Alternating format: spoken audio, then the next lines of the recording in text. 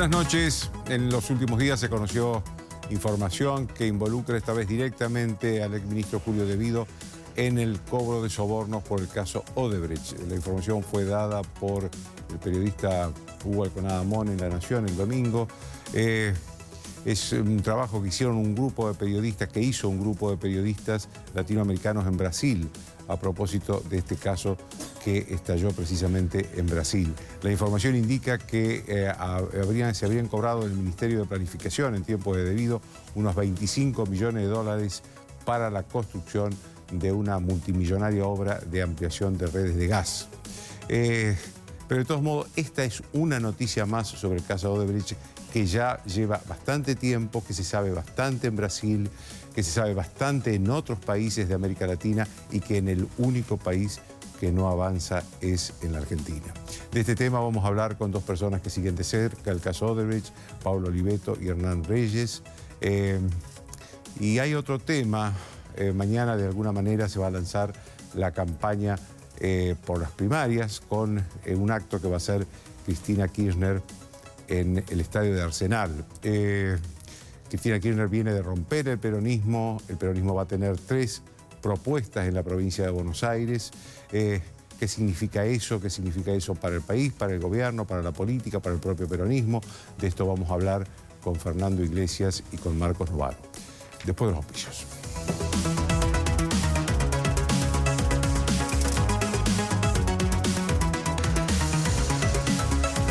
Bien, como les decía, el caso Odebrecht, y estoy con Paulo Oliveto, que es legisladora de la Coalición Cívica acá en la capital, y con Hernán Reyes, que es secretario parlamentario de la Cámara del Bloque de la Coalición Cívica, o de Cambiemos, no sé, de la Cámara de Diputados de la Nación. La primera pregunta que quiero hacerle a ustedes que han seguido el caso Odebrecht es ¿qué significa esta nueva noticia que involucra directamente a Julio De Vido? Si bien sabíamos que estaba involucrado, pero digamos ahora hay una noticia que ya enfoca directamente sobre el cobro de coimas por 25 millones de dólares, ¿no? ¿Quién quiere empezar? En realidad 25 millones de un total que se presume 200, pues estamos hablando de una obra particular. Y lo que te muestra... Perdón, Paula, ¿200 sería para esta obra o para, no, o en general? 25 millones en soterramiento. Ajá. La coima más o menos sería de 200 millones, porque tenemos que ver las distintas obras, los gasoductos, el contrato de AISA, lo que tiene que ver con la compra de Transener. O sea, hay distintas investigaciones en la justicia.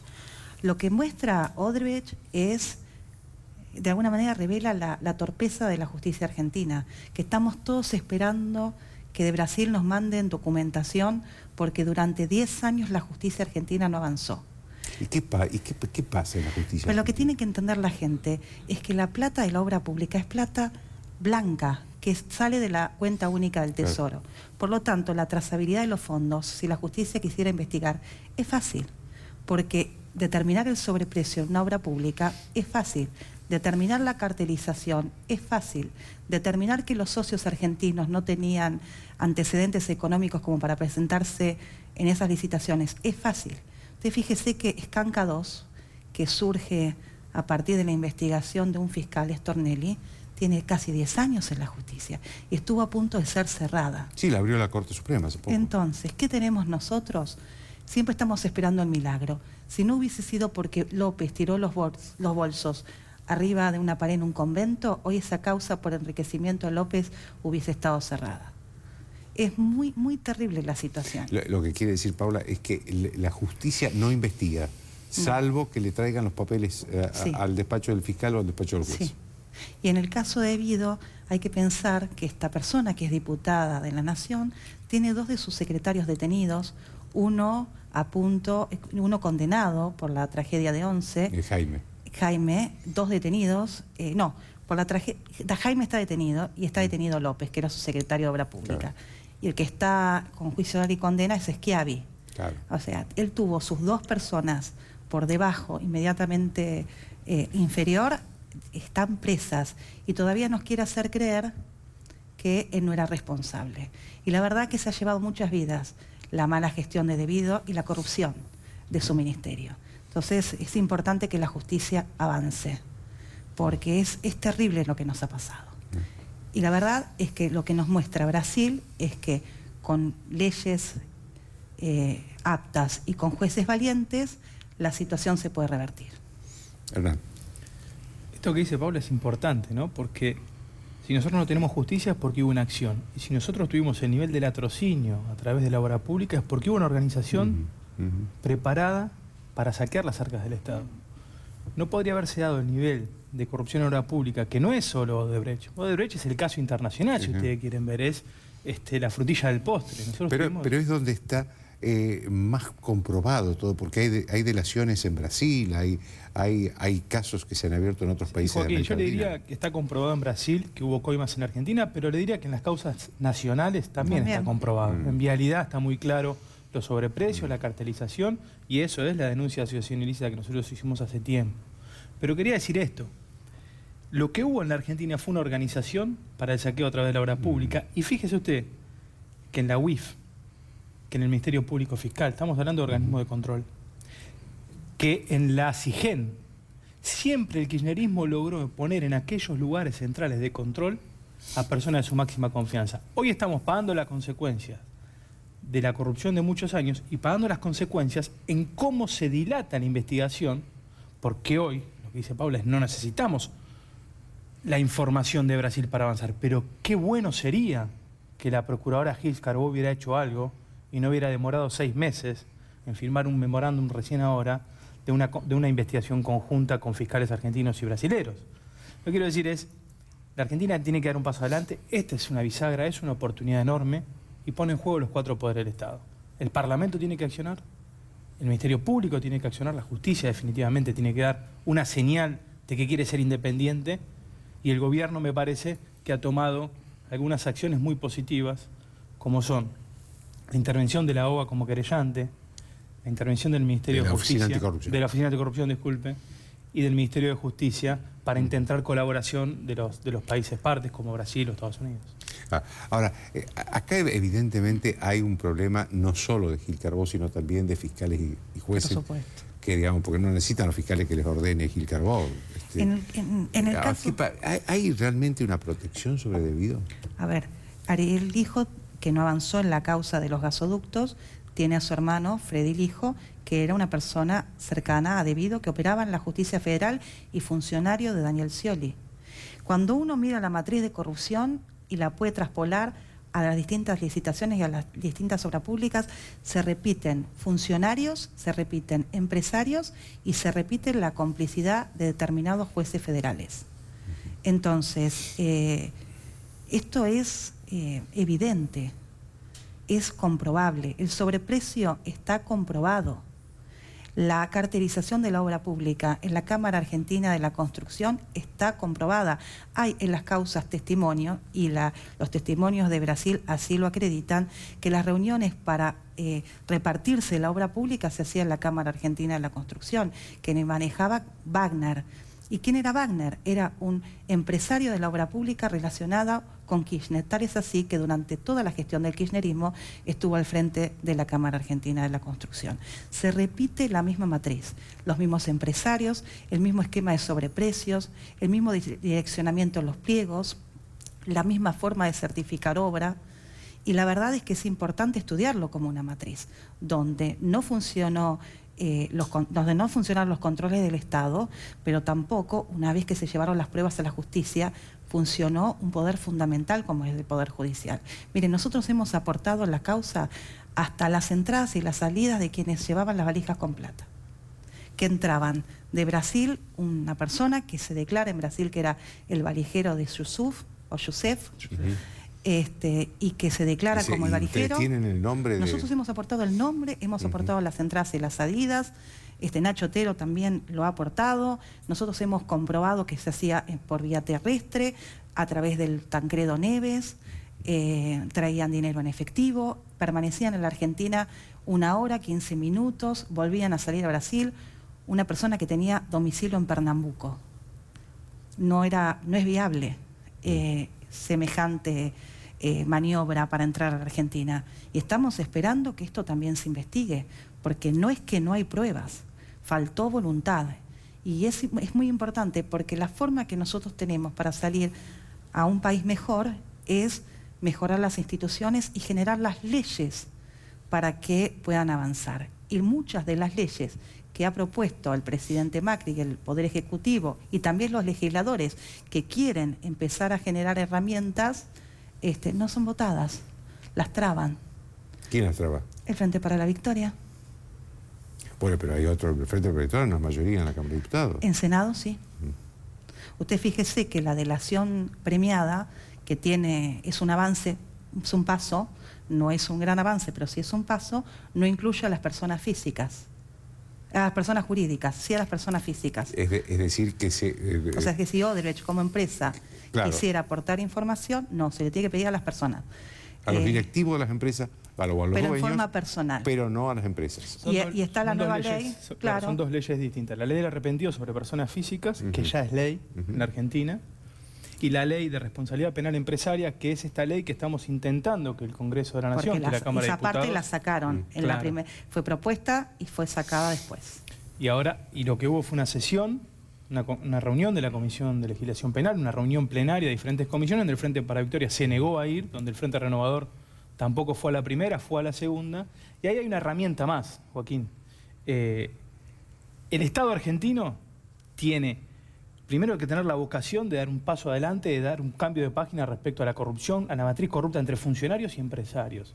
Nuestra intención, nuestro mayor deber, es poder conocer cuáles fueron los funcionarios que recibieron la coima para dar obra pública con sobreprecios a empresas que no hicieron las obras como correspondían. Esa es la verdad que el pueblo argentino tiene que saber. Para eso hace falta diferentes herramientas. La herramienta de la ley de responsabilidad penal empresaria fue trabada en el Congreso de la Nación por el Frente para la Victoria. Vamos a tratar de conseguir el número para que rápidamente se trate, y le voy a decir algo más. La ley de extinción del dominio es una ley que tiene media sanción de la Cámara de Diputados, que extinción del dominio, recordemos, es para recuperar los bienes... Para sacar los bienes del narcotráfico o soborno. Está durmiendo en el Senado hace un año. No tenemos posibilidad en la Argentina de hacer juicio a los bienes de los corruptos porque el Senado de la Nación se niega a dar su tratamiento. Por eso es muy importante en esta etapa que toda la sociedad esté encima, ponga los ojos de luz sobre un caso que es muy oscuro y un entramado de corrupción muy grande. Sí, igual los jueces tienen también herramientas hoy para sancionar. Esto es un paso para que quien entregue información tenga algún tipo de beneficio en el proceso penal. Ahora, la coima, a los coimeros, el Código Penal los pena, el cohecho activo, el cohecho pasivo, y no se avanza. Parece que en la Argentina, usted fíjese que Escanca es del 2007, denunciado por la coalición cívica, recién ahora lo reabren. Entonces, lo que no hay en la Argentina es ya sanción. La gente se olvidó que es Escanca. Claro, facturas truchas, están las mejores empresas de la Argentina, aquellas que se quedaban con las represas. Pensemos una cosa, que el mensaje que algunos quieren dar es que acá te pueden robar un país y no hay consecuencias. Entonces nosotros tenemos que ser muy vehementes en que las hace las paga, porque en una democracia tiene que haber cumplimiento a las leyes. Y la verdad es que no puede ser que se hayan robado un país y hoy se presenten como candidatos para tener fueros. Es una vergüenza. Hay un reclamo de la gente muy evidente sobre que tienen que ir presos, que hay gente que tiene que ir presa. Inclusive hay una marcha a Comodoro Pi, mañana a las 15 horas. Sí. ¿Ustedes cómo ven eso? Digamos, hay algunos presos, pero bueno, si López tiró un bolso con dólares era medio difícil no meterlo preso. Pero digamos, ¿por qué hay tanta demora? ¿Hay un código procesal argentino que dificulta, que es distinto al brasileño, que el brasileño es más rápido y por lo tanto... o son las personas también? Digamos, ¿el sistema judicial o son las personas? ¿Cómo lo ven? Son las dos cosas. Por supuesto que hay mejoras para hacer en el sistema, pero usted no le quepa duda, la denuncia por asociación ilícita es del año 2008. Asociación ilícita, que es la causa madre de la corrupción kirchnerista. Y ahí se suma Otesur y se suman Los Sauces, que es una gran película. Y no hubo avances en esa causa hasta recién entrado el año pasado. Ahí no había necesidad de más leyes, había necesidad de vocación, de afecto por la justicia de los jueces federales, y no avanzaron. Durante muchos años también se creyó que eso era ficción. Lázaro Báez, Rudy Ulloa. Entonces aquí hay que reflexionar como sociedad qué queremos nosotros. Si nosotros queremos ir a una república transparente, estamos dispuestos a dar la batalla por eso, más allá de los vaivenes económicos, o vamos a estar a merced del entramado político que se esconde detrás de los juzgados federales y detrás de la Casa Rosada, que no nos permita transitar a otra Argentina. Joaquín, aquí se hubiera podido avanzar si hubiera habido jueces federales dispuestos a no estar bajo la sala del poder de turno. No es justicia si la justicia llega 10 años tarde. O más. O más. Nosotros, toda esa plata que no está, porque esto también es lo que decía Pablo Central, eso es plata del tesoro, es plata blanca. Toda esa plata que está en manos de algunos empresarios y funcionarios corruptos millonarios, es plata que no está en la calle. ¿Por qué ahora la gente empieza a ver obra pública? Parece que sí, porque está y antes no estaba. Porque con la misma plata antes no se hacía una cuadra y ahora se hace una cuadra con el mismo dinero. Este es el contraste tan grande de la Argentina. Una Argentina que no se ha desarrollado en infraestructura, en rutas, en viviendas, en cloacas. Por supuesto por mala praxis económica, por mala praxis política, pero también por corrupción. No mucho por corrupción, sí. Miles de millones de dólares se han robado. Y nosotros estamos todavía esperando que por favor los jueces federales hagan algo y no nos tomen el pelo. La Cámara le indicó a Casanelo, Casanelo, ¿qué estás haciendo? ¿Por qué estás investigando este poquito de agua? Anda a investigar el vaso.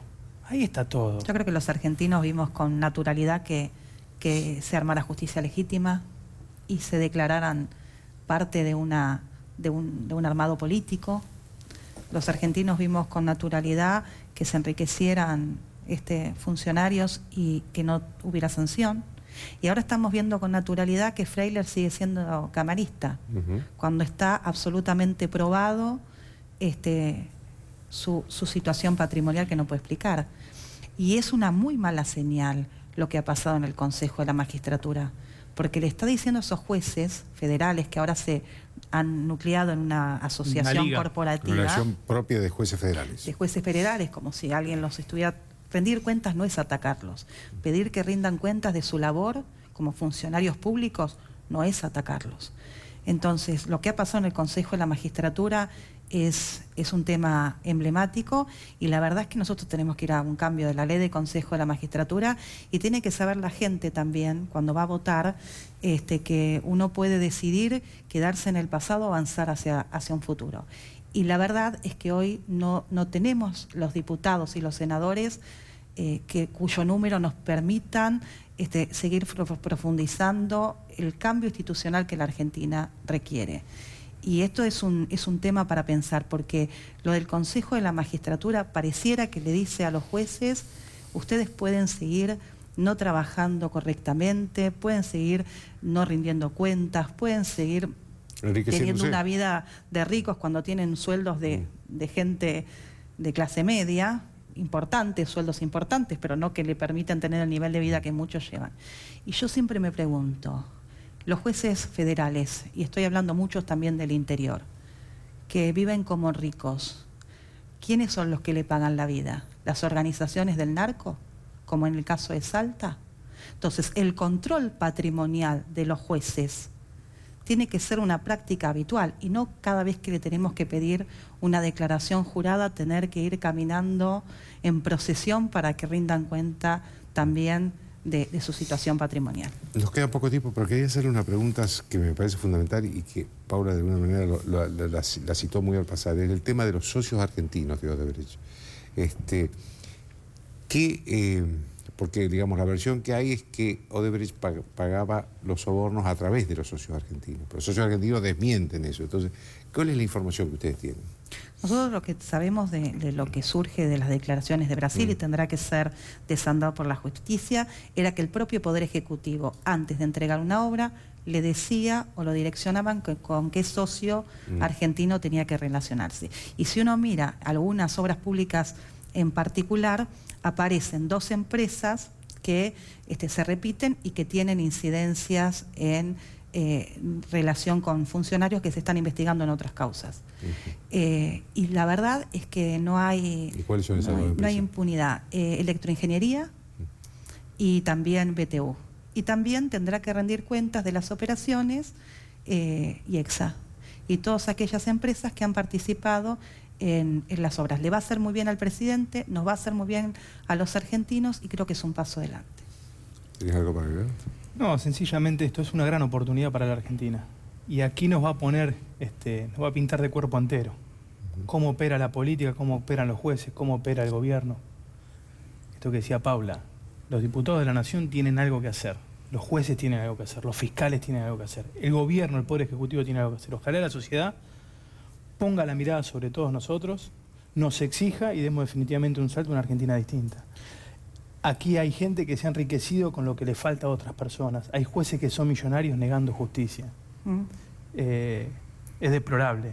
Hay mucho del sistema que mejorar, pero es despreciable que esos funcionarios que llegaron por el voto popular se hayan enriquecido a manos del pueblo.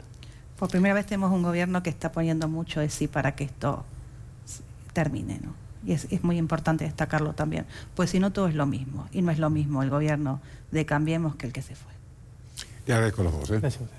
Una pausa.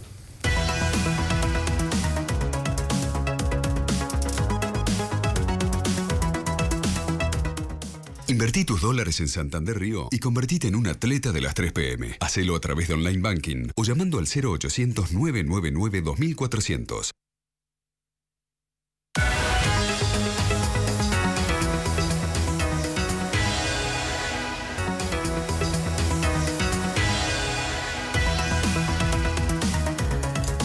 Bien, se cerraron la semana pasada las alianzas. Esta semana, el próximo sábado, se cierran las candidaturas.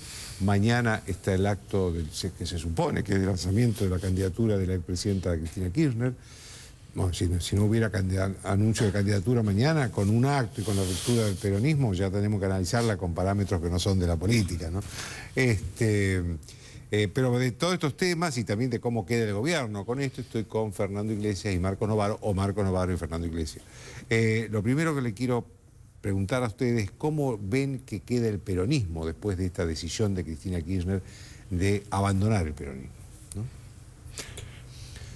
Sí, yo creo que básicamente no es cómo queda después, sino cómo llegó hasta ahí, ¿no? Porque me parece que la candidatura de Cristina expresa la absoluta incapacidad en este año y medio del peronismo, que volvió a prometer una renovación como la de los 80 y que nunca se produjo, porque uno ve, no es solamente Cristina Kirchner, es que los otros candidatos importantes, que son Randazzo y Massa, son ex jefe de gabinete y ex ministro hasta el último momento en el caso de Randazzo. Entonces me parece que Cristina entra por un lugar en el donde no ha habido ninguna renovación. Partido Justicialista, presidente Gioja, vicepresidente Scioli, después viene Caló. Entonces, me parece que básicamente no es algo qué es lo que va a pasar después, sino que pasó antes. Otra vez el peronismo vuelve a prometer transformarse en republicano, traer nuevas ideas, cambiar, y vuelven a estar las mismas ideas de siempre, la absoluta falta de autocrítica y los candidatos que formaban parte del elenco de Cristina Kirchner. Eso me parece lo mínimo. ¿Cómo sigue de acá para adelante? No sé, qué sé yo, a mí me parece un espectáculo dantesco, ¿no? Por un lado, yo en un libro del 2009 caractericé al kirchnerismo como una suerte de stalinismo débil. Débil, porque está claro que Stalin fue un monstruo y acá no pasó nada en comparación. Pero me insultaron de todos lados. Ahora uno ve el elenco de partidos que apoya a Cristina y parecen los frentes populares que armaba el estalinismo en los años 40, realmente, ¿no? Con el Partido Comunista, que parece que van a llevar de candidato a Vudú, un bolchevique de la primera hora. Entonces, todo eso es patético. Y es patético también todos los que a mí me insultaron al grito de los Kirchner o Cristina no es peronista, todos los varones del conurbano haciendo cola y pidiéndole por favor que vayan en la boleta del Partido Justicialista y la señora negándose. O sea, todo ese grotesco me parece que es típico de una fuerza política que sigue prometiendo renovarse, pero nunca explica por qué tiene que renovarse, porque nunca cometieron ningún error, y me parece que más que pensar el efecto específico de la candidatura de Cristina, hay que pensar que una fuerza que sigue razonando así, sigue negándose a sí misma el futuro. ¿Qué efecto puede tener en las elecciones, no? Bueno, eso se verá en octubre. En principio, 3 candidaturas separadas son un escenario muy favorable para Cambiemos, por suerte. Marcos. Sí, no, yo creo que yo diferiría en el hecho de la renovación. Me parece que en el interior el peronismo está alejándose del kirchnerismo y mostrando figuras nuevas, digamos, ¿no? Y algunas tradicionales que nunca fueron kirchneristas. Schiaretti reuniendo a los gobernadores jóvenes del interior es una imagen que que me parece que anuncia una tendencia interesante, digamos, ¿no? Que muchos de ellos fueron kirchneristas, sí, es cierto, digamos, ¿no? Eso es parte del oportunismo dominante en la política argentina. Creo que es lamentable, pero yo prefiero siempre a los oportunistas que a los fanáticos, digamos, ¿no? Diría, en principio diría, mejor que sean oportunistas a que sean fanáticos. Ahora, Cristina sí apuesta a los fanáticos, digamos, ella, digamos, me parece que se va a mantener hasta el final en esa tesitura, en parte porque en la provincia de Buenos Aires no hubo esa ola renovadora. No hubo, un poco porque me parece que Massa se llevó a los que podían protagonizar ese experimento, y Randazzo entonces quedó un poquito como el jamón del sándwich, digamos, ¿no? O sea, fue desde el principio muy débil. Un poco porque en el conurbano Cristina sigue teniendo una imagen pública que no tiene en ningún otro lado del país. Digamos, eso hay que tenerlo en cuenta, digamos, ¿no? O sea, duplica la imagen positiva del interior de la provincia o de otros lugares del país donde está en la lona, digamos, ¿no? Ya no existe más el kirchnerismo. ¿Por qué persiste en el conurbano? Bueno, en parte porque invirtió mucho ahí, invirtió muchos recursos, y porque es el único lugar donde el gobierno actual hizo realmente algo de ajuste. Digamos, cuando aumentó las tarifas, afectó a la zona metropolitana. Y tal vez en la zona, digamos, en la capital, tal vez hay gente, o la zona norte del conurbano, digamos, tal vez eso se pudo acomodar, pero en el resto del conurbano fue un golpe muy fuerte, digamos, ¿no? Y esa gente creo que expresa, bueno, más malestar que en otras zonas del país, ¿no? Y ese malestar se refleja en el apoyo a Cristina Kirchner. En un apoyo residual a Cristina. Ahora, ¿alcanza para que Cristina tenga futuro? Yo creo que no. Esa es una pregunta que le quería hacer a los dos. Y ahí está también la cuestión esta de la candidatura de Cristina. ¿Va a demorar la renovación o va a acelerarla? Porque yo creo que si a Cristina le va mal, y sobre todo le va mal afuera del PJ, esta es una oportunidad para que los peronistas se liberen del todo de ella. Y tal vez es una situación un poco ambigua respecto de lo que vemos hoy. Hoy parece que el pasado se resiste a morir, pero la verdad yo creo que es el último estertor. Y si sucede lo que muchos pronostican, yo creo que las chances de ganar con una campaña más o menos digna de Randazzo, que va a ser apoyada por todo el interior, porque ya lo anunciaron Pichetto, Urtubey, Duhalde, todos van a estar atrás de Randazzo, para que haga un papel medianamente digno. Obviamente saben que no puede ganarle, no es Cafiero del 85, pero si hace un papel digno puede decir, bueno, acá el PJ existe y vuelvan. Todos los que se fueron, vuelvan. Yo creo que ese es un escenario bastante probable, aun cuando Cristina salga electa senadora y ella siga manteniendo un pequeño bloque de leales en el Senado. ¿Para qué le puede servir ese bloque? ¿Va a mover al resto? Yo creo que Pichetto va a seguir controlando el Senado y eventualmente algunos senadores peronistas van a jugar con Cristina para aumentar su valor. Como siempre han hecho, como están haciendo hoy muchos intendentes. Van con Cristina simplemente para tratar de mojar algo, pero por abajo, obviamente que están más de acuerdo con Randazzo y hubieran deseado que Cristina no hiciera esta jugada, ¿no? No, primero... sobre el futuro de Cristina, esto que sacó Marcos, que le iba a preguntar. Yo espero que sea la cárcel, ya es una lástima y una pena para el país que no sea ya la cárcel, porque creo que no hay un lugar en el mundo donde una persona, donde hay pruebas tan abundantes desde hace tanto tiempo con respecto a los casos de corrupción ocurridos bajo su mandato, está libre, ¿no? Yo creo, y me parece que eso tiene relación también con por qué se presenta la causa relacionada con los fueros y en cómo funcionan las instituciones argentinas, ¿no? Porque otro que está refugiado en sus fueros es Menem, ¿no?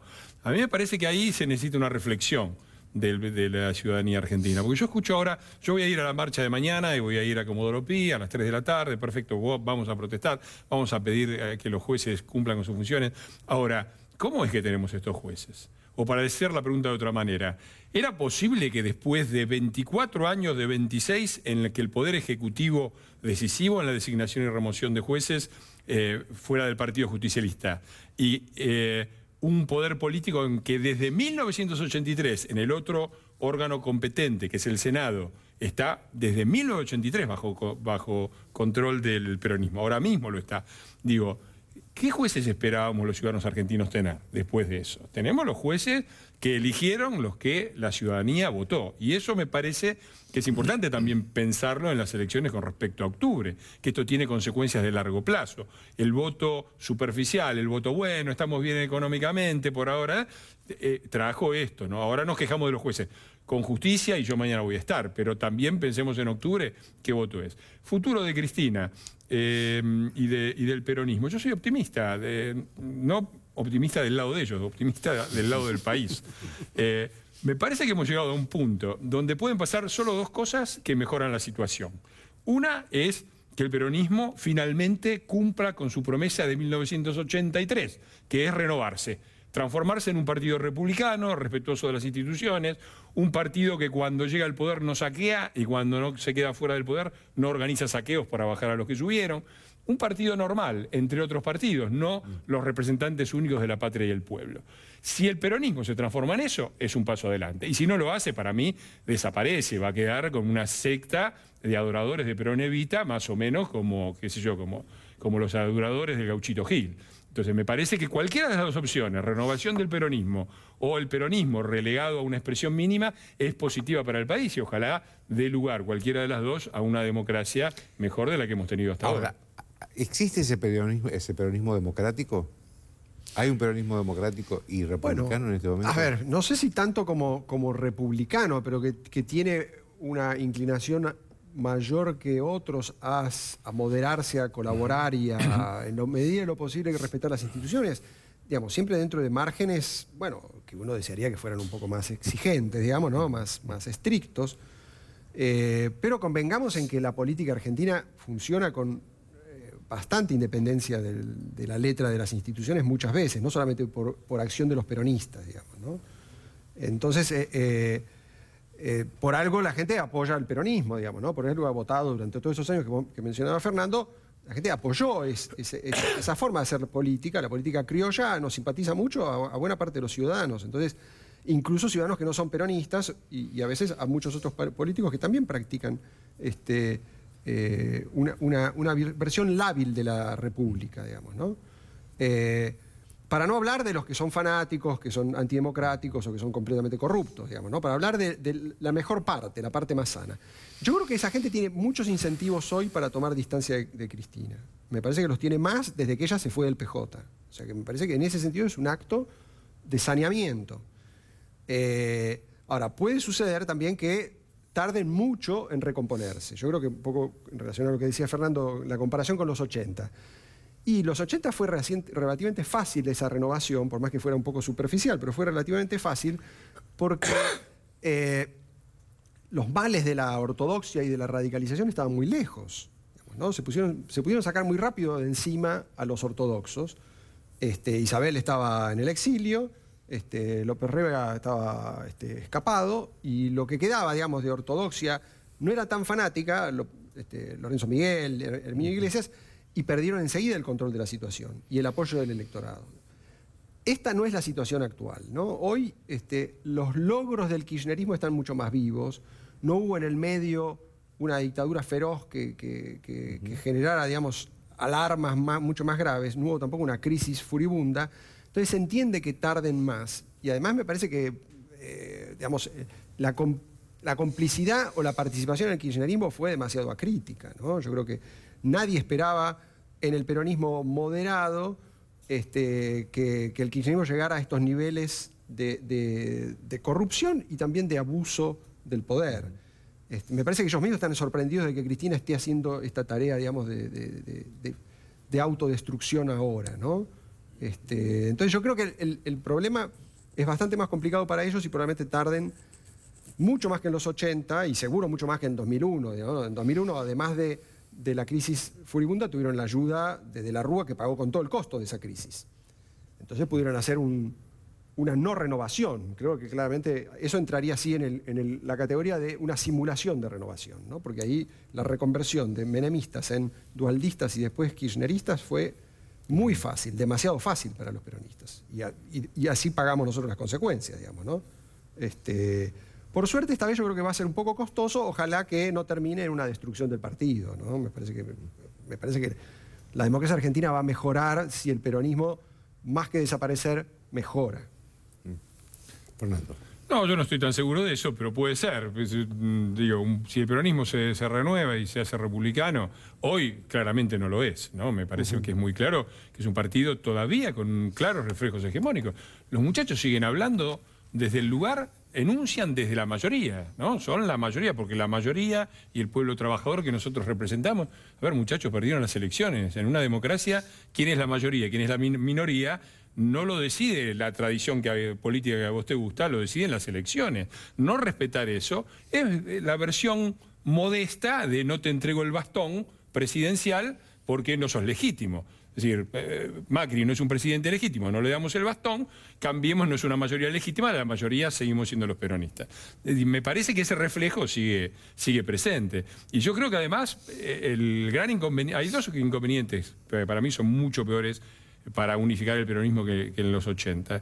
Uno es que el país está mucho peor, desde un punto de vista social. En los 80, con todos los problemas que había, no teníamos un 30% de la población caída en la pobreza, ni un 10-15% en la marginalidad casi absoluta. Y no había, el propio peronismo era una estructura de ninguna manera ideal de lo que yo pienso como partido político, como movimiento, si incluimos al sector sindical, pero no había lo que estamos viendo. Es decir, no era pensable que en la periferia o en la cercanía del poder peronista estuvieran Delía, Esteche, Udú, Mariotto y todos estos muchachos. Me parece que ha habido una degradación que el peronismo, a través del menemismo primero y del kirchnerismo después, ha encabezado. Entonces eso es mucho más difícil de manejar y de controlar, ¿no? Porque es complicado.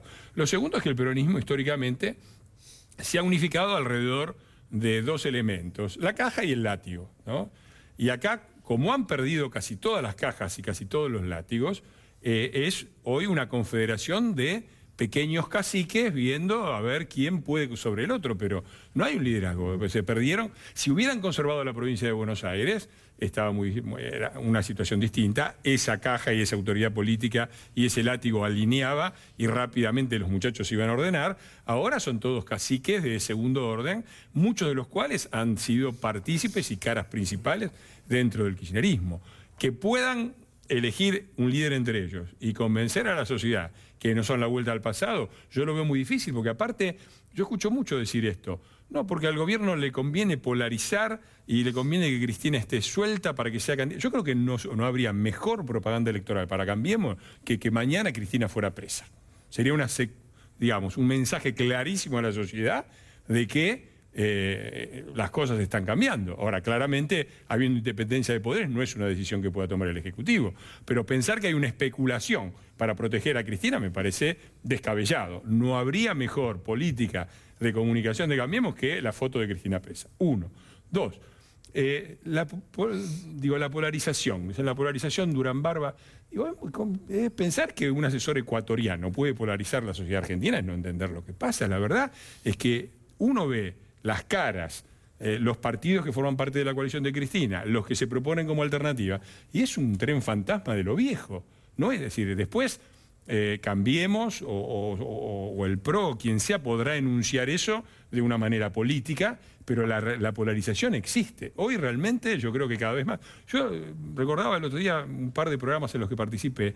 Hay una unificación de la crítica a Cambiemos, que va desde el trotskismo hasta el masismo, que es espantosa, ¿no? Todo este guitarreo con respecto a lo que dice la gente que lo pasa mal. Es cierto, la situación económica no es fácil, pero cuando uno ve los indicadores reales, ve que el país lentamente está saliendo, ve que el país evitó un shock tremendo. Es la primera vez que la Argentina sale de 4 años de recesión, 7% de déficit fiscal, escape de capitales y todo lo que había en el 2015, es la primera vez que sale sin un gran shock, sin un rodrigazo como el del 75, sin la caída de la tablita cambiaria 81, sin la hiper del 89 y sin la caída de la convertibilidad del 2001.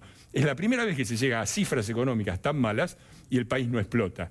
Claro, es difícil de explicar a la gente, mirá, no explotamos, porque en efecto no explotamos, pero me parece que hay una hay una unificación de un discurso berreta, demagógico, el discurso de los CEOs insensibles. Este es el gobierno que tiene el gasto fiscal, el gasto social más alto de la historia argentina.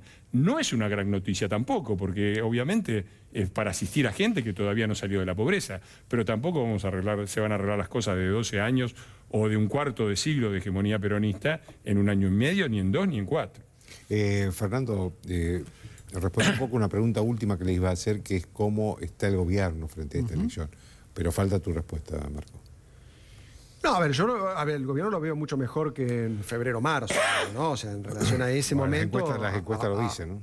Ha despegado mucho en las encuestas y mantuvo el pulso en el mal momento, y creo que ahora está conservando la iniciativa medianamente, digamos, ¿no? De todos modos, con problemas, porque sigue cometiendo errores, incluso en temas que podría manejar muy bien como éxitos, ¿no? Lo de las pensiones a discapacitados. Es decir, bueno, en vez de hacer las cosas bien y mostrar que estamos limpiando los focos de corrupción, salió con un poco a lo bruto, decir, bueno, recortamos sin saber muy bien qué estamos recortando, después vemos. Y después ella tiene que estar atajando los golpes, digamos, ¿no?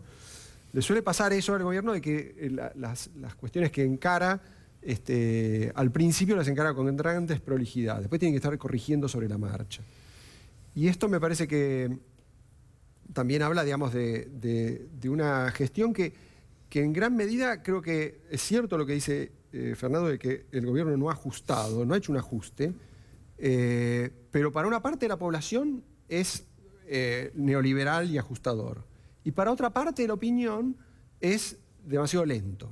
Entonces, es el problema de los moderados, digamos, ¿no? Que sean golpeados por los dos lados. Están los economistas que le dicen, ustedes no ajustaron nada y sigue la inflación, es culpa de que el déficit continúa, y están los sindicalistas que le dicen, ustedes nos están matando de hambre, digamos, ¿no? Entonces yo creo que ese es el problema que tiene un gobierno moderado, que ha buscado una vía gradualista, que sabe que está consumiendo mucho tiempo en esa vía gradualista, pero tiene que ajustar la sintonía fina, digamos, ¿no? Y por eso los errores se pagan. Yo creo que el gran desafío para el gobierno es entrar a una fase un poco más estratégica, un poco más de cálculo más preciso de la secuencia y la forma en que se toman las medidas. Ojalá lo hagan en la oportunidad que va a tener, creo, si al gobierno le va bien en esta elección, y creo que es muy probable, va a tener la oportunidad de mejorar la calidad de su gestión, ¿no? Y creo que tiene que apuntar a eso. Le agradezco a los dos, ¿eh? Una pausa.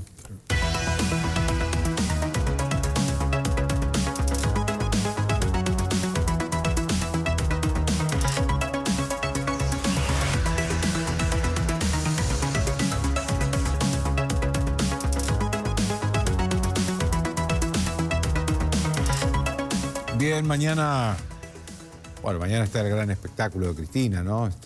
Un estadio de fútbol, si bien no es grande, es chico, pero solo para ella, va a ser la única oradora. Ella dio instrucciones sobre cómo tienen que llevar las banderas, qué bandera tienen que llevar, cómo la tienen que llevar, toda una cosa muy armada para hacer una especie de misa donde la única protagonista va a ser ella, ¿no?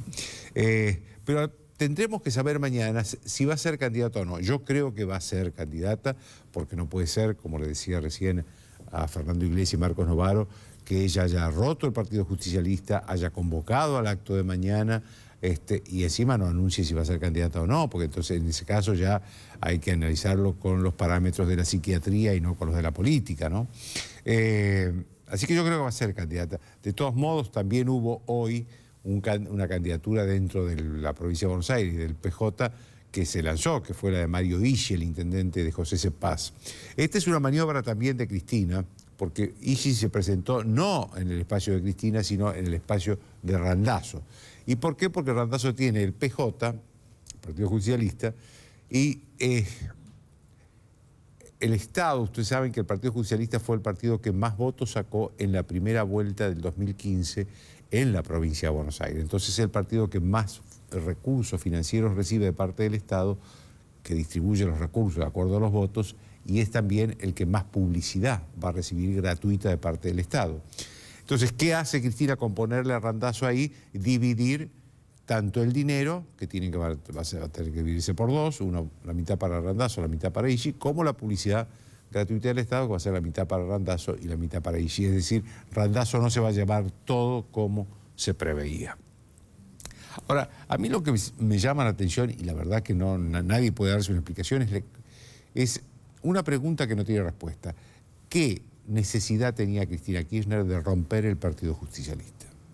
Porque la verdad que si ella se hubiera presentado y hubiera aceptado competir con Randazzo, competir es una manera de decir, porque lo hubiera arrasado a Randazzo, si hubiera quedado con la estructura del Partido Justicialista, hubiera podido llevar después a sus aliados, pero es muy difícil entender por qué ella decide romper con el Partido Justicialista, salvo que la explicación sea que quiere la destrucción definitiva del Partido Justicialista.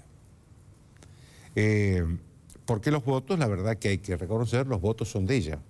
Si cuando uno habla de cuánto mide Cristina Kirchner en el conurbano, está hablando de lo que mide Cristina Kirchner, no el Partido Justicialista. El Partido Justicialista tendrá sus adherentes, los viejos peronistas, que por nostalgia o podrán seguir votando. Tal vez, obviamente, esto no significa que Randazzo no va a tener votos, va a tener votos, pero porque de alguna manera valoran algunas cosas de la gestión de él como ministro de Transporte, del Interior, pero los votos mayormente son de Cristina, y no importa dónde esté Cristina, son de ella. Con lo cual, al reducirlo al Partido Justicialista, que como decía, en 2015 fue el partido más votado en la provincia de Buenos Aires en la primera vuelta, al reducirlo a una pequeña expresión en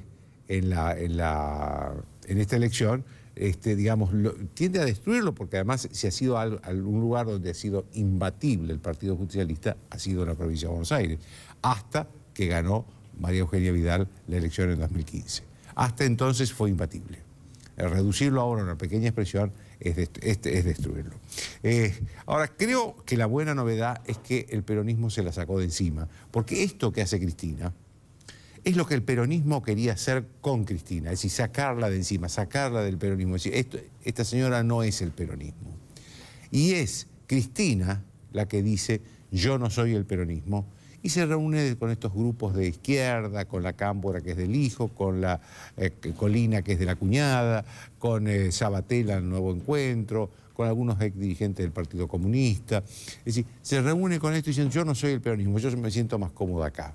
Con lo cual ella ha hecho una opción y al peronismo eso se lo agradece de alguna manera porque le despeja el camino para crear un peronismo sin Cristina y sin el kirchnerismo. Chau, hasta el lunes.